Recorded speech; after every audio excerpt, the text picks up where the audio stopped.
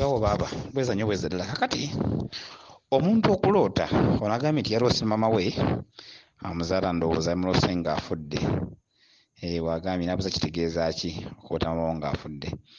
Kakati munnaye okuloota maama wo nno atula ekitundu ekya maama Nabinene Mukakabaka n'abeera mu kitundu kya Walumbe. Gino kuta yafa yonna ebeera mu kitundu kya Walumbe. Yabula olaba nyikuta yafa we yatulidde wonna yabeera mu bwa Walumbe wabayogerera. Maama Nabinene mu nnyingo eyo mwayatulidde yagira mu kitundu kya maama wo ng'afudde.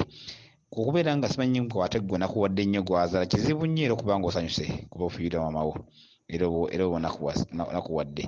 Naye ennaku ennyingi gy'olaba mu nsi gy'olimu ennaku eyo omuntu ono abeera n'obuzibu. Ekisooka ekitundu ekigabirira omwana kiba kya bukojja, kiba kya maama. Maama yagabirira omwana, obugabirizi bumuvuddeko omuntu ono. Ebyenfuna bibeera bizibu nnyo, ebyenfuna ye obulamu bwe obw'essanyu buba butono nnyo. Bw'aba ne ssente taba na ssanyu lya bulamu bwe, taba nabwo.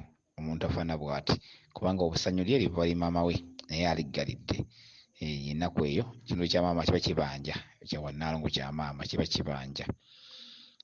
Obuntu ono aba abanjibwa kitundu ekyo olabiramu ekitundu ekyo eky'okufa kya maama we kubanga bwa Walumbe obona bwa busungu.